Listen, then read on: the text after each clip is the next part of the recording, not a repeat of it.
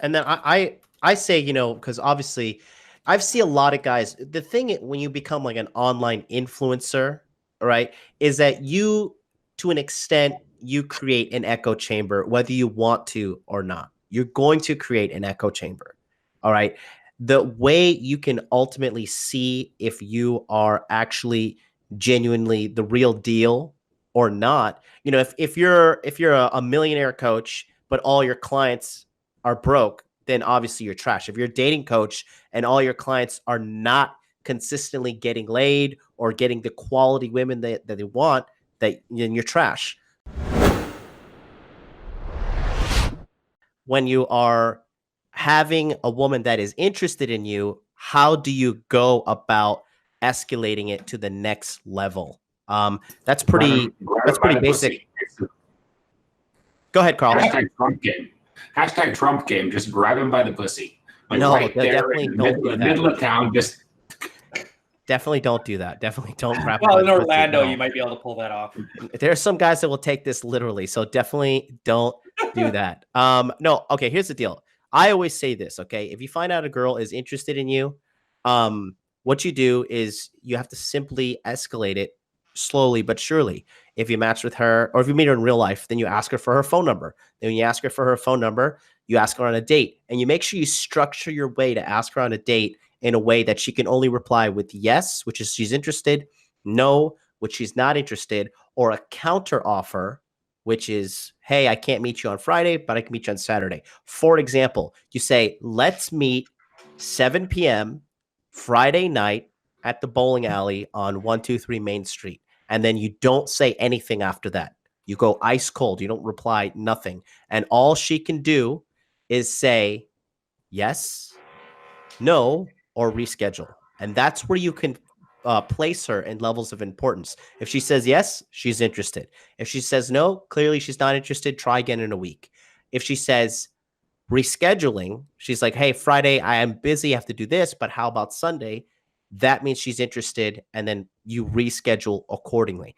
And then from there, you go on the date, you have fun with her, and then you always try to go for the sexual close on, I always say, as soon as possible. Yeah, I was going to say is that there's a power in what's called the takeaway, right? When you install some kind of like good feelings or some good she associates some sort of emotional connection with you, and then you take that away a little bit and see what her interest is. Like, say, will she chase? Basically, is she qualifying herself to you? Is there a chase that's happening between the two of you? Now, the other thing I want to also say is when you are breaking up with a chick, I meant to add this at the end of my thing. When you're breaking up with somebody, like how do you go about doing that? And you guys kind of hit on that a little bit. What I do is I go dark. Right. And then what I tell guys to do anyways is go dark. And that means no contact, no nothing, just you go about your, delete your contacts, delete everything. You need to, if you're going to detox from a chick, and you'll see that in the essay that I wrote about this, if you're going to ever detox from a chick, then you need to cut that off altogether. It's like going cold turkey, right? How does one, like, we're creators and influencers, whatever fancy word you want to throw onto it. We're going to talk about that next. Yes. Yeah. How do we avoid that? Because I put a lot of work into this. I stand behind it. I don't say anything if I don't have like certainty that it's helpful, or at the very least a cautionary tale. How do we know that we're not doing that same investment cost sunk fallacy thing, other than the fact that we aren't charging more than we could? Right. I'll go. Go ahead, Carl. Go ahead, Carl. No, I think of it more like I think everyone is convinced on some level that their product is helping. I think there's a delineation between guys who are convinced that they're helping and just aren't, and guys who know perfectly well that they're not helping anyone and who are just in it for the money. But which ones are worse, you figure? Well, I'd say the latter is worse, but the delineation doesn't matter so much in the sense that the outcome is the same. If you're, let's say you're an idealistic guy who are leading men to the guillotine, or you're a sociopath leading them in front of a firing squad, the end difference is they're going to be dead anyway. It's just a matter of methodology. So in the end, I think the way I see it is that like most of my content is available for free.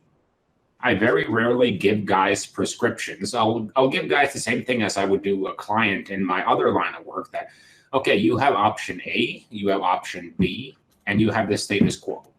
If you do the status quo, you know pretty much the outcome you're going to get. If you do option B, here are the risks and here are the potential rewards as I see them. Here is option A, here are the risks, here are the rewards. Do whatever you want. I can't make your decision for you.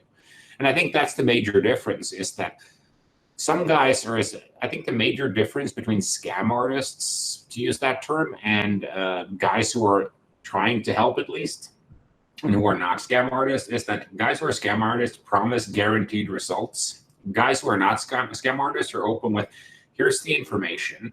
Here are some ways to approach that information. Make your own decision. I'm not telling you what to do. Yeah. Offloading the responsibility. Yeah. Or taking responsibility. Or not taking responsibility. That's a good way of putting it. Well, that's always been my sort of my MO anyways, is I give tools. I hand out tools. I say, Right. you know what, think about this. I'm not going to tell you how to live your life. I'm not so full of my fucking self that I would say, hey, look, I've got 12 rules for life. And if you follow these, you'll have this perfect little life that's going to work out better for you. I don't do lists, man. I mean, the closest I come to a list is the Iron Rules of Tomasi, and those are just tools for you to use as you see fit. It's like, 48 laws of power. Do you have to follow every single one of those? No, of course not. But you have every rule's got a counter rule in it anyway. So even if you did follow them, you wouldn't be You following. have to know it will behoove you to know all of them, so that they're not used on you. But it doesn't mean you have to use every single one of them, because you might not be comfortable with using every single one of them. But I don't give prescriptions, and people get pissed off at me because they keep looking for those prescriptions. They keep saying, well, tell me how to live, Rolo. Tell me how to live. I'm like, fuck you. Go live your own goddamn life. I don't know how to make your life better. All I can do is give you the tools to help you figure out how to live your life better. And that's the best way I can work it. Now, what you were talking about, Ryan, like how do we rise above all this? How do we maintain, like, sort of state control over, falling back into this kind of stuff? Well, I think there's two ways. One of them is like being self-aware. And a lot of people will say, well, that's mindfulness. No, it's not mindfulness. It's understanding like your own nature, and it's understanding human nature and having an objective, rising above it objectively and seeing what it is that you're doing. It's almost like looking at yourself in the third person, right?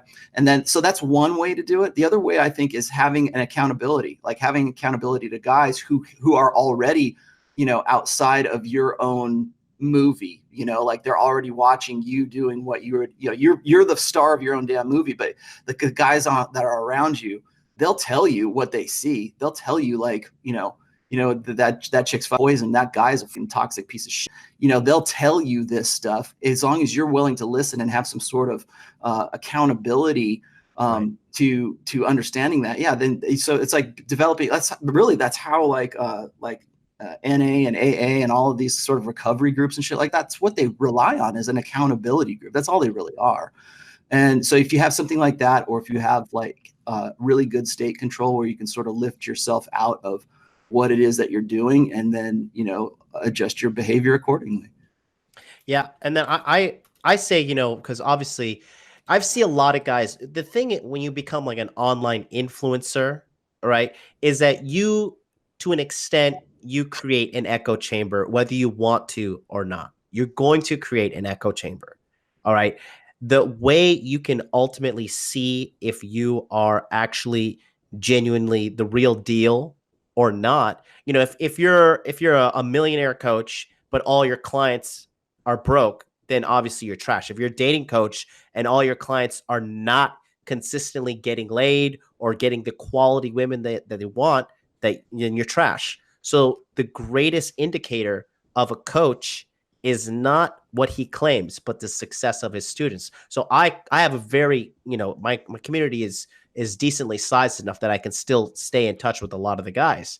And I constantly let the guys know, hey, listen, are you getting the success you want? Are you happy? Are things going the way you want to do? And a lot of guys, they don't have, really it takes a lot of humility to constantly put yourself under the microscope. And again, going to your personal life, that's the same thing, whether you're a leader, a manager, whatever. If you're not hitting your KPIs, if your team is doing bad, there has to be a time as a man where you have to look in the mirror and realize, Am I full of, or am I actually providing results with what I say is true versus not true? You know what's funny? You guys are literally describing swapping notes as like a content creator and as an audience member. Hey guys, this is what I did to get better at game. This is what the results were for me. Try it and see what you think. Guys will try it, come back to you saying, I appreciate what you said. This rings true. I've had the same experience. It's neat. I like it. It's a nice symbiotic thing where like none of this really exists without an audience of guys putting in work. So the better our audience gets, the better we get. And I think that's awesome. Granted, it's me fluffing the audience, and I love doing that because they're a good switched on bunch of guys. But yeah, it's just something I saw. We're nothing without the audience. I mean, if without the audience, we're just a bunch of crazies screaming at our camera in a room someplace.